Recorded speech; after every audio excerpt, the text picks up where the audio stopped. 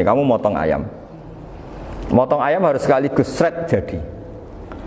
Jangan sampai nyuwun sewu 2 kali.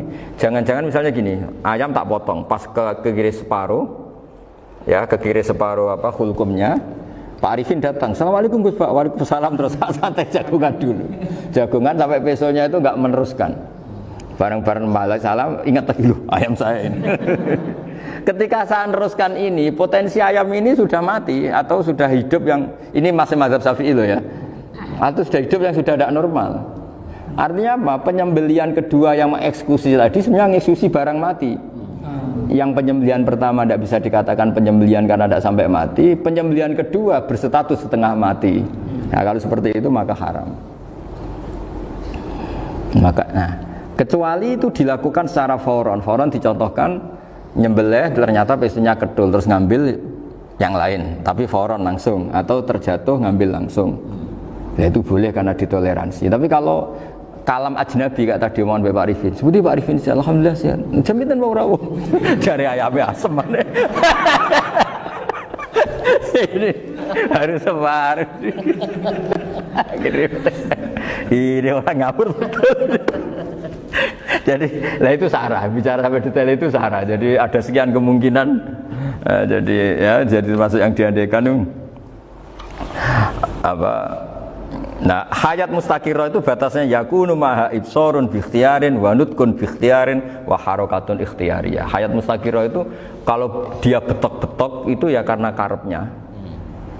Maksudnya gini, gamane cara roh pitik wedok engkek yo cek karepe dhewe. Cara dia melihat peso itu karepe ya masih lari. Jadi misalnya ada ayam. Ayam kita sembelih baru luka sedikit. Belum sampai andaikan dibiarin ya mungkin suatu saat sembuh, luka. Terus melihat kamu lari ketakutan karena kamu dianggap gladiator, killer lah. Nah itu berarti punya hayat mustaqirah. Tapi sudah kalau kamu sembelih karek ngriwit, roh kowe ora wedi. Ya kan? Mau demo ya sudah enggak berkutik, ya dia berarti tidak punya hayat mustaqirah gitu. Ya batasannya itu joro. Nah, dalam mazhab Syafi'i syarat sahnya penyembelihan harus hewan itu punya hayat mustaqirah. Nah ini sarah ya, jadi sarah itu lebih jelimet. Nah makanya kenapa tidak boleh nyembelih pakai yang tumpul Mas Nafis? Takutnya ayamnya itu mengalami dohtoh, atau kok ditekek. Misalnya sama nyembelih pakai peso tumpul, ini kini ketekek, takut. Kan dia misalnya ayamnya jantungan, roh peso wis seduk kan, udah gitu ketekek. Nah itu mati dulu pasti itu. Jadi pas diongok-ongok ini sudah mati. Jadi nanti kalau di akhirat, sepertinya saya sudah mati loh, ngawur. Wah apalagi nganggo keris naga sosro, wah itu sudah gereng sakti kan diginikin tok sudah mati kan. Makanya bahaya nyembelih pakai keris-keris sakti karena sebelum terpotong sudah mati saking saksinya apa? Keris itu misalnya gitu. Baru nempel. Makanya nanti suatu saat ada pertanyaan ini, boleh enggak nyembelih ayam orang yang rainya itu sangar? Wah itu haram, kena. Oh itu mesti mati dulu. Kumisen tatonan apa? Algojo. Iya kayak algojo. Ayamnya jenis apa? Stroke, jenis penakut.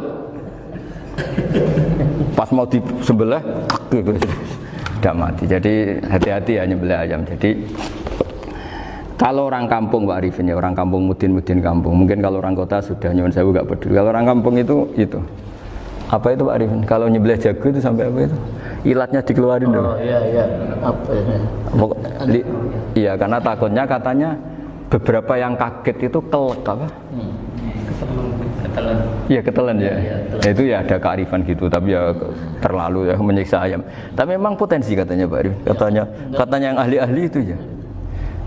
Jadi kalau dia jago ya mau disembelih, saking takutnya itu. Kalau orang Jawa kalau takut kan yang ngelek idu ya. Itu orang Jawa loh ya. Itu kalau orang takut kan kadang apa kayak. Nah ayam itu nak ketakut. Kadang ininya terus apa? Lidahnya masuk. Akhirnya pas disembelih ini enggak kena. Nah, makanya terus banyak mudin yang punya ikhtiar tadi. Pernah lihat Bapak yang ayam jago itu? Ilatnya dikeluarin. Ya, itu ya tidak wajib cuma tidak bisa kita salahkan. Tapi kata penyembelih-penyembelih yang lain tak tanya, eksekutor yang lain, poe rodok dipenek Gus. Iku wis ra iso. Saya belum pernah nyembelih ayam karena ini kan selain nggak profesi saya juga nggak mentolonan saya. Tapi ini beberapa keifiyah yang penting kita tahu ilmunya. Yang paling pokok itu qatul khulqum wal mari. Ya kira-kira dalan sing dienggo nafas sama dienggo makanan tadi. Ya tapi itu tadi caranya semua itu harus mengalami atau masih punya hayatun mustaqirah. Nah, takutnya dalam konteks nyembelih yang apa tadi? Saya bilang separuh tadi. Itu jamnya normal enggak, itu sudah jam 11 ini? Jam 10. Oh, jam mati almarhum itu. Itu enggak halal disembelih itu sudah maitah ya. 10.14 kan. Iya. Ya makanya saya bingung ya jam. Ya jadi itu Pak Wafa ya, pentingnya sarah itu seperti itu. Matan itu kan asal nyembelih saja, tapi di sarah diterangkan jangan hanya nyembelih, yang disembelih harus ada hayatun mustaqirah, karena dikatakan penyembelihan adalah menghilangkan nyawa dengan cara yang syar'i. Nah, kalau nyawanya saja sudah hilang bukan nyembelih gitu. Nah potensi itu ada ketika jago kamu sembelih pakai yang tumpul, ini ada doktoh. Loh, hewan itu juga kayak manusia loh, karena punya hati, ketika takut bisa saja mati. Nah takutnya ulama kan ini ngalami doktoh, kayak orang ditekek kan mati kan, ditekek kaget. Contoh gampang gini, orang ditekek perempuan kemungkinan mati itu kecil, karena murni hanya ngalami pernafasan. Tapi nak ditekek wong gagah tatonan kan terus dua reaksi tubuh, takut sama gak bisa bernafas, itu kan lebih cepat apa? Mati. Kira-kira kan gitu. Lah ini sudah takut dongok-dongok itu kan nyiksa. Saya sering ketemu orang yang ahli nyari ular, nyari apa. Itu ya gitu. Filosofinya sama seperti orang perang. Harus bikin takut. Iku kewan Gus nak disewentak, iku telelekan, jadi telelekan iku apa Pak Anda bicara bahasa Betawi ini itu. Orang kaget terus terpaku itu.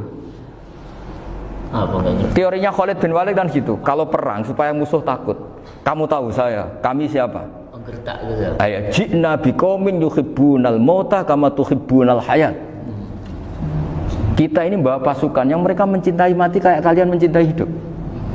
Pasukan kami ini wah darwis, berani modar ya wis gitu, kira-kira gitu kalau bahasa Jawa itu. Gertak mati. Berani mati. Akhirnya musuhnya kan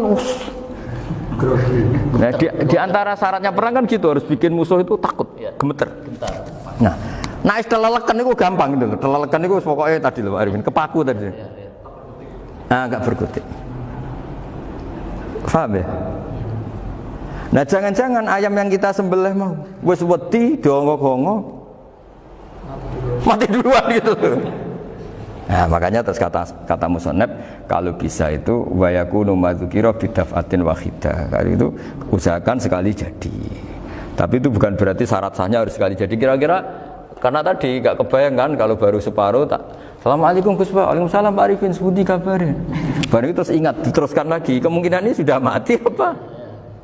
Nah makanya ya tapi lagi-lagi ini sarah ya, tak baca Bismillahirrahmanirrahim wa yakunu qad umadzukira daf'atan wahidatan la fi daf'ataini fa innahu yahrumul masbuh hina idin.